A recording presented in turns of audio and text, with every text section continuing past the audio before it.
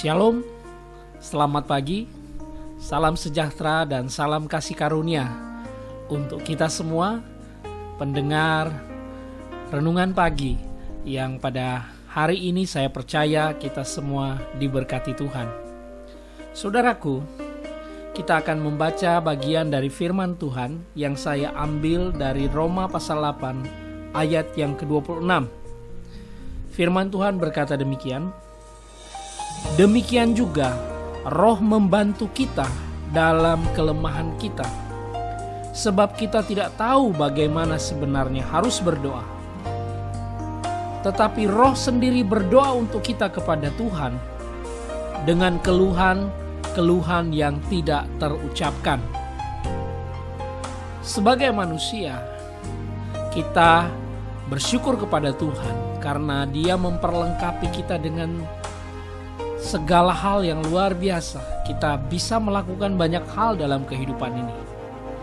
Namun sebagai manusia pula tentu kita memiliki keterbatasan. Ada saat kita menghadapi masa-masa sulit, kita merasa seorang diri, kita merasa berjuang, bergumul dengan segala daya upaya kita. Dan tidak sedikit kita mungkin juga mengalami pengalaman-pengalaman yang tentu tidak kita harapkan.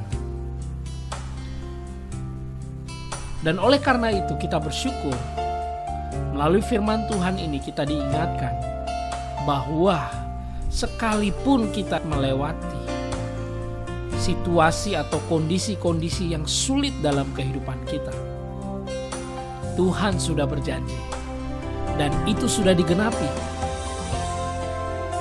Beberapa hari kemarin kita bersama-sama merayakan atau memperingati hari Pentakosta, yaitu hari turunnya kuasa Roh Kudus yang menolong, yang menjadi pembela dalam setiap kehidupan kita. Di sini Rasul Paulus mengingatkan kembali kepada kita bahwa dengan adanya Roh Kudus dalam hidup kita, dengan diberikannya Roh Kudus dalam hidup kita akan selalu dibantu oleh Roh Kudus.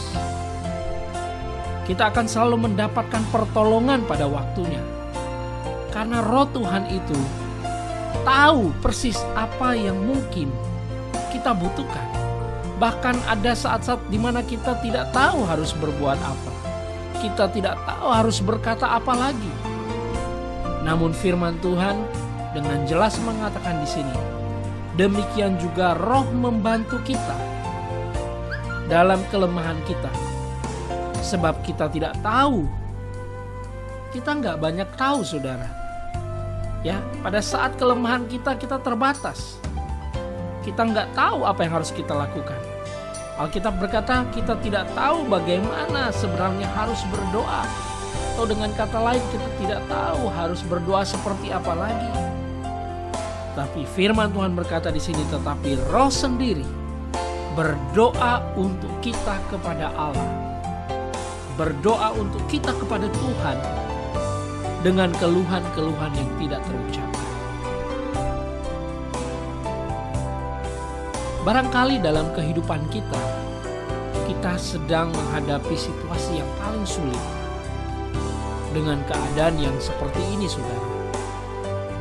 Pandemi yang belum berakhir, ada banyak tantangan, ada banyak masalah timbul mungkin dalam kehidupan saudara. Entah di dalam keluarga, rumah tangga, pekerjaan, dalam bisnis, proyek, dan semuanya. Tetapi kita bersyukur kita diberikan oleh Tuhan yang sudah ada di dalam hidup kita, namanya Roh Kudus. Yang ternyata Dia begitu peduli. Dia tidak pernah meninggalkan kita sesuai dengan janji Tuhan. Yesus berkata, aku tidak meninggalkan engkau seorang diri atau yatim piatu. Tapi Dia memberikan kita seorang penolong, helper. Bukan hanya penolong, penghibur, comforter. Dan Dia juga pembela di dalam setiap kehidupan kita. Bukankah kita adalah orang-orang yang sangat beruntung diberkati oleh Tuhan? Ketika kita menyadari hal ini, maka tidak ada masalah yang terlalu besar untuk kita hadapi.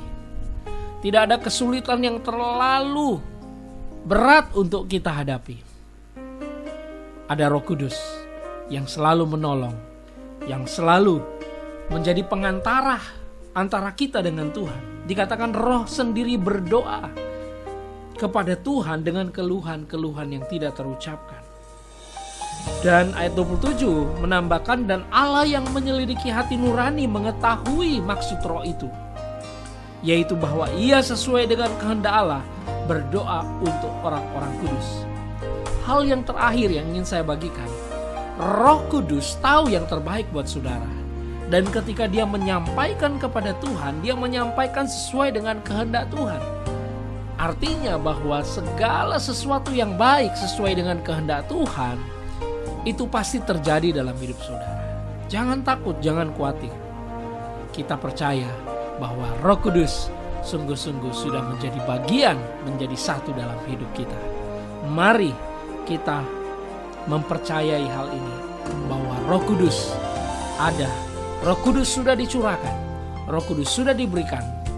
Dia tinggal selama-lamanya di dalam hidup saudara dan saya. Mari hadapi, mari jalani hari ini, hari yang baru, dengan Roh Kudus yang membantu, menolong, dan membela kita. Dan tentunya juga menuntun kita pada kebenaran Yesus Kristus. Amin. Mari kita berdoa saudara. Terima kasih Tuhan, karena kami boleh kembali mendengar kabar baik, dan kami diingatkan bahwa kami tidak sendiri menjalani kehidupan ini. Ada Roh yang sudah diberikan oleh Bapa, yang hari ini tinggal di dalam kami. Itulah Roh Kudus, Roh yang tidak pernah meninggalkan kami, Roh yang tidak pernah membiarkan kami, dan kami bersyukur untuk hal itu. Tuntunlah kami, bawalah kami kepada segala kebenaran dalam tuntunan kuasa Roh Kudus. Terima kasih, kami bersyukur di dalam nama Tuhan Yesus. Haleluya. Amin.